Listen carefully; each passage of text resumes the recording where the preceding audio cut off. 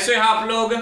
उम्मीद करते हैं सब खुश होंगे, स्वस्थ होंगे और घरे पर सुरक्षित कोना में दुबकल रहते होंगे। हाँ ठीक है। आइए देखिए, नई विषय, नए टॉपिक और लोग वहीं पुराने।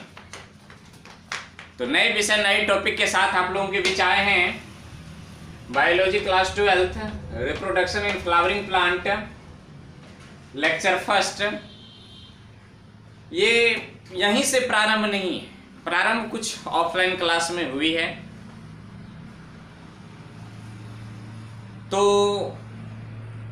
ऑफलाइन हम लोग पढ़ चुके हैं, यहाँ तक तो पढ़े हैं, यही हेडिंग डाइव दिए थे माइक्रोगैमेटोजेनेसिस। लेकिन जो बच्चे नए जुड़ेंगे वो मानिए कि आज हमारी यहीं से प्रारंभ होने जा रही है और आज यहीं से प्रारंभ हो रही है। उम्मीद करते हैं आपको ये सारी टर्म समझ में आएंगे और मेरा काम है आपको समझाना। तो जो भी चैनल पर नए हो तो चैनल को सब्सक्राइब कर लें, जो पुराने बच्चे हैं वो समझने लगातार बने रहें। आइए प्रारंभ करते हैं। देखिए टर्म जैसे कि आप देख रहे हैं माइक्रोगैमेटोजेनेसिस, ठीक। माइक्रोगैमेटोजेनेसिस पहले भी बताए थे। यदि आपको कहीं लिखा टर्म मिल जाए माइक्रो, इसका मतलब होता है सूक्ष्म। और जैसे ही सूक्ष्म की बात आती है तो यहां सूक्ष्म नहीं, यहां समझ लेंगे मेल, ठीक। गैमेट मीन्स गैमेट, जेनेसिस का मतलब निर्माण, ये पहले भी बताएं। कहता क्या है? पॉलन ग्रेन या माइक्रोस्पोर, पॉलन ग्रेन को ही माइक्रोस्पोर कहते हैं, माइक्रोस्पोर के ही पॉलन ग्रेन कहते हैं। पॉलन ग्रेन या माइक्रोस्पोर से मेल गैमेट बनने की प्रक्रिया को माइक्रोगैमेटोजेनेसिस कहते हैं। यहां पर देखिए पॉलन ग्रेन, हम ये मान करके चल रहे हैं कि आप पॉलन ग्रेन को समझते हैं। आइए समझने का प्रयास करते हैं एक एक। पहला टर्म, यह जैसे प्लांट है, प्लांट में होंगे फ्लावर, प्लांट में होंगे फ्लावर। जैसे ही फ्लावर होंगे, फ्लावर में होगा एंड्रोसियम, इधर गाइनोसियम। यदि इसके यूनिट की बात कर लें तो इसको एस्टामेन कहते हैं। इसके यूनिट की बात कर लें तो इसको कार्पेल या पिस्टिल कहते हैं, कार्पेल, ठीक। अब एक एस्टामेन की हम बात करेंगे, एक कार्पेल की बात करेंगे। यहीं से collection of stamen androecium, collection of carpel gynoecium, androecium and gynoecium complete flower, flower means plant. तो हम लोग प्लांट रिप्रोडक्शन के बारे में जान रहे हैं। तो आइए एस्टामेन और कार्पेल की हम लोग बात कर लेते हैं और मिटाने का इनको मिटाते हैं। देखिए जरा क्या होता है। तो एक तरफ हम एस्टामेन से चलते हैं, यहां तक तो आप लिखेंगे, यहां हम इतने कच्चा हम समझा लेंगे। तो एक तरफ हम लोग लिखते हैं एस्टामेन। देखिए लिखना नहीं, आपको समझना, लिखना तो बस इतना ही है, समय मिल जाएंगे लिखने के लिए। एक तरफ एस्टामेन है, दूसरी तरफ हम कार्पेल लिखते हैं। देखिए एस्टामेन, ठीक, कार्पेल।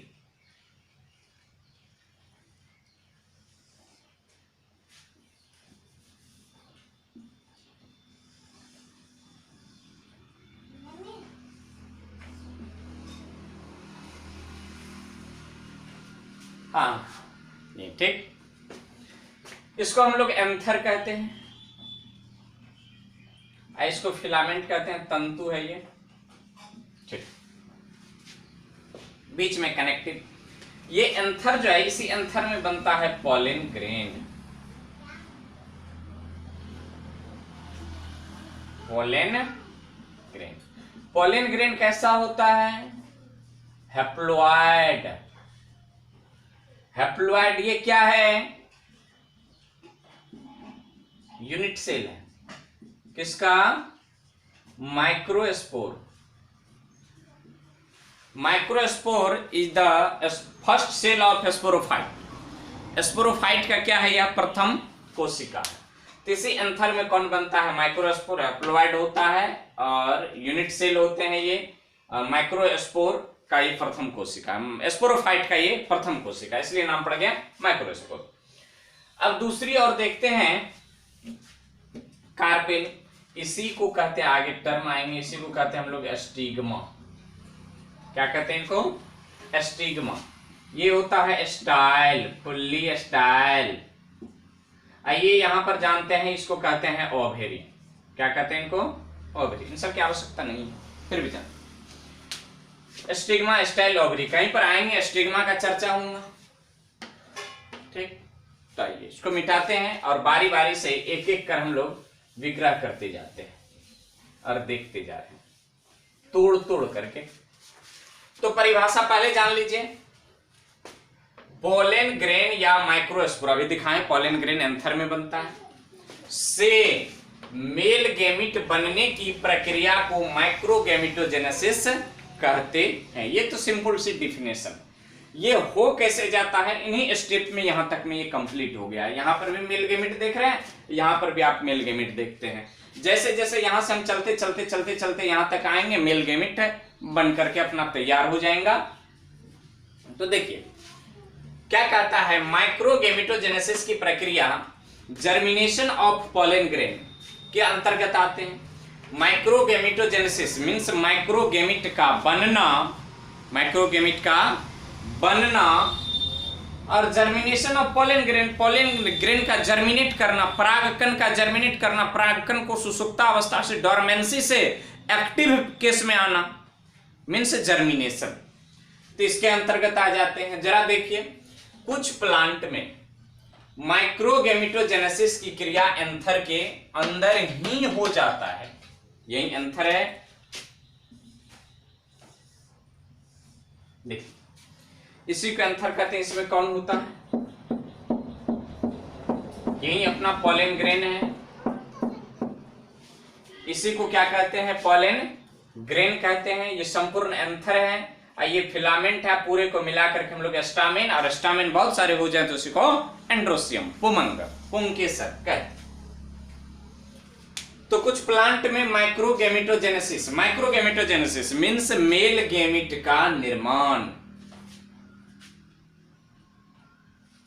माइक्रोगेमिटोजेनेसिस की क्रिया एंथर के अंदर ही हो जाता है। कुछ ही ऐसे प्लांट है जिसमें ये एंथर के अंदर ये सारी की सारी बातें हो जाती है।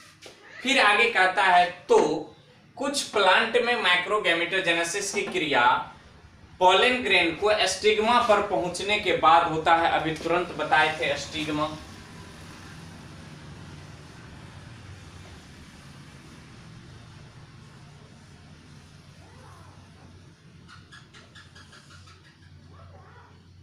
यहां पर पोलन ग्रेन पहुंच गया है। जब पोलन ग्रेन यहां से निकलते हैं, ये डेहिसेंट होता है, एंथर फटते हैं, तो यहां से पोलन ग्रेन निकल करके कहां पर पहुंचता है? स्टिग्मा पर। This process is known as pollination. इसी को परागन कहते हैं, परागन। इसी को क्या कहेंगे? परागन। तो जब ये पोलन ग्रेन यहां से निकल करके, ये मान करके चलिए कि पोलन ग्रेन आप जानते हैं, हाँ मैं भी जान रहा हूं, आप परागकण को जानते हैं, ठीक। तो जैसे ही यहां से क्या निकलता है, पोलन ग्रेन निकल करके इसी स्टिग्मा पर आते हैं। इसका नाम है स्टिग्मा, इस स्ट्रक्चर का नाम है स्टिग्मा, ठीक। जैसे ही ये स्टिग्मा पर पहुंचते हैं तो कुछ प्लांट में माइक्रोगेमिटोजेनेसिस की क्रिया पोलन ग्रेन को स्टिग्मा पर पहुंचने के बाद होती है। जैसे ही स्टिग्मा पर पहुंचते यहां पर क्या होते हैं? माइक्रोगेमिटोजेनेसिस की प्रक्रिया प्रारंभ होती है। कहता है कि जब पोलन ग्रेन स्टिग्मा पर पहुंचता है, देखिए यहां से पोलन ग्रेन कहां पर चला गया?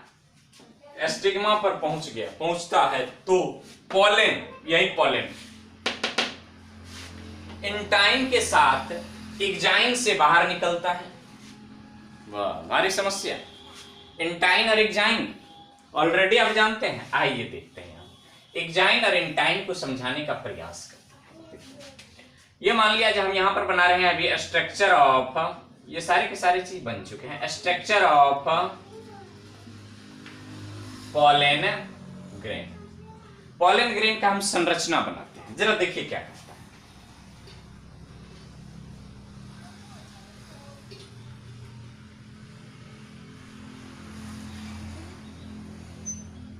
ठीक, ये सब नोक कटा हुआ रहता है ऐसे करके, ये सब नोक कट्टा लुलकट्टा। यहाँ देखिए इसी में न्यूक्लियस है, डेंस साइटोप्लाज्म। ये ऊपर वाला भाग जो है इसको एक्जाइन कहते हैं, और ये अंदर वाला जो देख रहे हैं ऐसे करके ये दीवारम, ऐसे करके दीवारम, इसको इंटाइन कहते हैं। और यहाँ पर जो ये आप छिद्र देख रहे हैं इसको जर्म पोर कहते हैं। क्या कहते हैं इसको? जर्म पोर। यहाँ देखिए ये एक्जाइन जो है ये बड़े हार्ड सबस्टेंस के बने होते हैं। नाम होता है उसका sporopollenin. Sporopollenin is the most resistive towards acid, base, temperature, cool इत्यादि वगैरह। इन सब के प्रति जो होते हैं काफी प्रतिरोधी होते हैं। कौन? एक्जाइन के कंस्टिट्यूएंट मटेरियल। एक्जाइन के कंस्टिट्यूएंट मटेरियल अवयवी पदार्थ कौन है? उसी का तो नाम एक्जाइन एस्पोरोपोलिनिन है।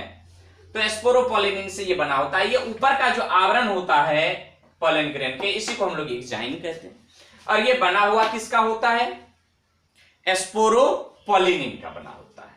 अब जरा देखिए ये ऊपर का जो आवरण है ये काफी कठोर होते हैं, जटिल होते हैं, एकदम मजबूत होते हैं, हार्ड, जो अधिक ताप को भी सह सकता है। इस पर न तो अम्ल का प्रभाव पड़ता है, न क्षार का प्रभाव पड़ता है, न ही टेम्परेचर पर का प्रभाव पड़ता है।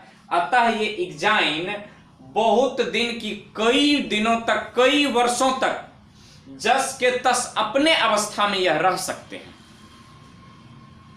इसलिए तो पोलन ग्रेन का उपयोग जीवाश्म विज्ञान में किया जाता है। इसी पोलन ग्रेन के माध्यम से तो किसी चट्टान की आयु का पता लगाया जाता है। इन सारी बातों का चर्चा हो चुके हैं। आपको रिमाइंड कराने के लिए मैं ये सारी बातें बता रहा हूं। इसके अंदर आ जाइए, एक आवरण और होते हैं पोलन ग्रेन के ऊपर, उसका नाम है इंटाइन। इसका क्या नाम है? इंटाइन। इंटाइन बने होते हैं पेक्टोसेल्यूलोज का, पेक्टिन सेल्यूलोज से बने होते हैं। ठीक, ये सेल्यूलोज का बने होते हैं, लचीला होता है, लूज होते हैं, तो इसी को इंटाइन कहते हैं। तो यहां आइए फिर इस पर क्या कहते हैं। जब पोलन ग्रेन स्टिग्मा पर पहुंचता है तो पोलन इंटाइन के साथ, पोलन इंटाइन के साथ एक्जाइन से बाहर निकलता है। तो इंटाइन यही है, पोलन इसके अंदर है, तो ये पूरे इसके साथ इनसे क्या हो गया? बाहर निकल गया। ये ऐसे करके बाहर निकल जाता है।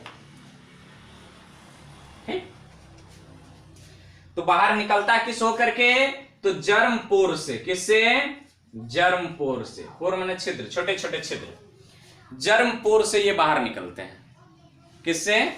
ये जर्म पोर से इंटाइन सहित एक्जाइन से कौन बाहर आ गए हैं? Pollen grain. पोलन ग्रेन बाहर आ चुके हैं। अब आइए यहां से बाहर निकल जाता है तथा पोलन ग्रेन माइटोटिकली विभाजित होकर के वेजिटेटिव सेल या न्यूक्लियस तथा जर्मिनेटिव सेल या न्यूक्लियस विकसित करता है। जैसे ही ये पोलन ग्रेन इनसे बाहर निकलते हैं ये दो भाग में क्या होते हैं? डिवाइड कर जाते हैं। तो आइए इनको देखते हैं ये दो भाग में कैसे डिवाइड कर जाते हैं। अभी अपना क्या हो गया? इंटाइन। इंटाइन में जैसे ही ये पोलन ग्रेन है तो ऐसे करके ये क्या कर गया? ये डिवाइड कर गया। ये क्या हो गए? माइटोटिकली विभाजित किए हैं। माइटोटिकली और मियोटिकली में अंतर है। माइटोसिस एक सेल से दो सेल बनेंगे, क्रोमोसोम की संख्या पर कोई प्रभाव नहीं पड़ेगा। मियोसिस एक सेल से चार सेल बनेंगे और प्रत्येक सेल में पेरेंट सेल से क्रोमोसोम की संख्या आधी हो जाएगी। मियोसिस तो ये क्या करता है? माइटोटिकली डिवाइड करता है। माइटोटिकली विभाजित किया, माइटोटिकली एक सेल से कितने सेल बन गए हैं? दो सेल बन गए। और ये दोनों सेल जो है इनमें से एक कौन है? वेजिटेटिव सेल, तो दूसरा कौन है? Germinative cell. अब इनका नाम रख देते हैं, एक का वेजिटेटिव सेल कहिए या न्यूक्लियस एक कोशिका है, इसको कह दीजिए जर्मिनेटिव, जर्मिनेटिव सेल। ठीक, 2 भाग में बटा। अब यहां से आइए विकसित कर जाते हैं वेजिटेटिव सेल, जिसको अपन वेजिटेटिव सेल यहां कहते हैं। ये वेजिटेटिव सेल या न्यूक्लियस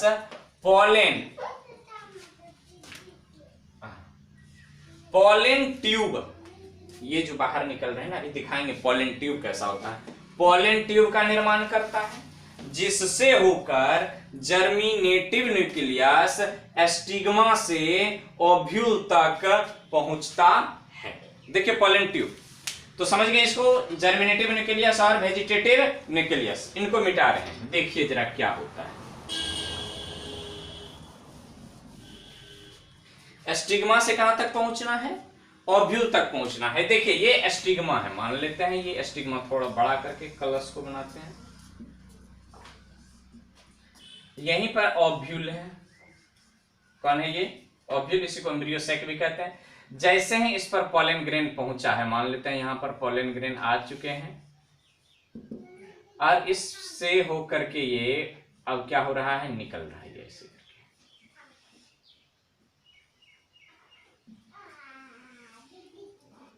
ये इंटाइन बाहर आए हैं और ये आगे बढ़ा रहे हैं, इसको कहते हैं पॉलन ट्यूब। ठीक, ये पॉलन ट्यूब ये धीरे धीरे बढ़ते जाएंगे ऐसे करके, नीचे कर बढ़ते जाएंगे, बढ़ते जाएंगे, बढ़ते जाएंगे, बढ़ते जाएंगे, बढ़ते जाएंगे, बढ़ते जाएंगे, बढ़ते जाएंगे, और कहां तक प्रवेश करना है इसको? जब फोटो बनाएंगे ओव्यूल के तो पता चल जाएंगे, ओव्यूल में इनको प्रवेश करना है। तो ये पॉलन ट्यूब का निर्माण करता कौन है? वेजिटेटिव न्यूक्लियस या वेजिटेटिव सेल। किसका निर्माण किया? पॉलन ट्यूब का निर्माण करता है। यही है पॉलन ट्यूब, ऐसे करके स्टिग्मा पर पहुंचा, पॉलन ट्यूब का निर्माण किया, और ये पॉलन ट्यूब कहां तक जा रहा है? ओव्यूल तक जाएंगे। आगे देखिए, जिससे होकर मींस पॉलन ट्यूब से होकर कौन? Germinative nucleus. तभी जो यहां पर 2 सेल बना था ना, तो एक जर्मिनेटिव और दूसरा वेजिटेटिव। वेजिटेटिव तो इसका निर्माण करते करते कहां तक पहुंच चुका है? यहां तक। अब ये बेचारे इस रथ पर सवार होकर के आ रहे हैं कहां तक? ओव्यूल तक जाएंगे। तो जिससे होकर के जर्मिनेटिव न्यूक्लियस स्टिग्मा से ओव्यूल तक पहुंच जाता है। यही है स्टिग्मा और यहीं पर पाए जाते हैं ओव्यूल। तो यहां तक पहुंच जाते हैं। आइए नेक्स्ट पॉइंट, जर्मिनेटिव न्यूक्लियस।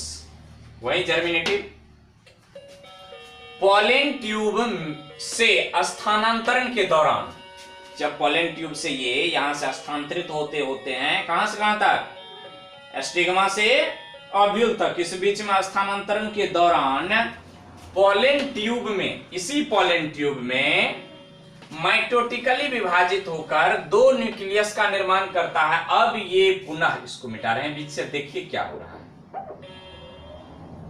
जैसे ही ये चलना यहां से प्रारंभ किया है नीचे की ओर, ऐसे करके ये जैसे ही चलना प्रारंभ किए, ये रास्ते में आए, यहां आए, यहां आए, यहां, जैसे यहां आए, कहता है कि हम मुन्ना बट गए हैं 2 भाग में। कितने भाग में बट गया? 2 भाग में। क्या तुम समझ रहे हो? कितने भाग में बट गए हैं ये? 2 भाग में। जैसे ही चलना पर 3-4 नहीं है, ये यहां से आए हैं, ये यहां से आए हैं, जैसे आगे बढ़े, आगे बढ़ते बढ़ते ये कितने भाग में बट गया भैया? 2 भाग में बट गया। तो स्थानांतरण के दौरान पॉलन ट्यूब में माइटोटिकली विभाजित होकर के 2 न्यूक्लियस का निर्माण करता है, जिसे मेल गेमिट कहते हैं। यही तो मेल गेमिट बनाना था,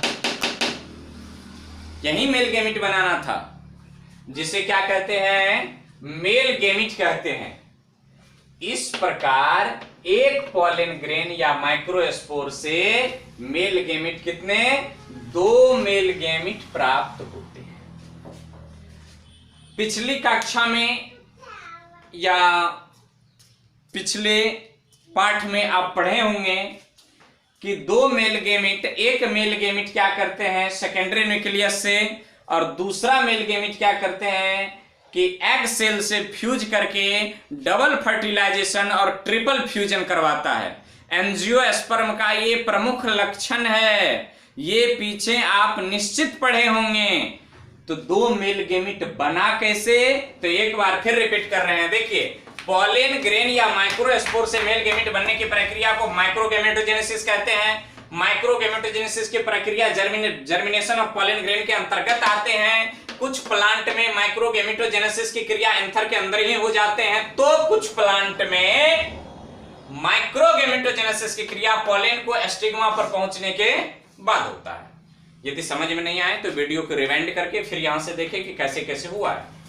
जब पॉलन ग्रेन स्टिग्मा पर पहुंचता है, इस सारी बातों को अभी मैंने एक्सप्लेन किया है। तो छोटे छोटे पार्ट में आज खत्म किए हैं किनको? माइक्रोगेमेटोजेनेसिस। तो इसका उम्मीद है कि आप नोट तैयार कर लेंगे, नोट तैयार करके इनको याद करते चलेंगे कि कैसे कैसे हुए हैं। समझ में नहीं आए तो इसको फिर से रिवाइंड करेंगे, फिर समझेंगे, फिर रिवाइंड करेंगे, फिर समझेंगे। यहां पर इतने से खाली सी स्पेस में मैंने इनको बताया, तो चंद सेकंड में आप इनका स्क्रीनशॉट ले लीजिए।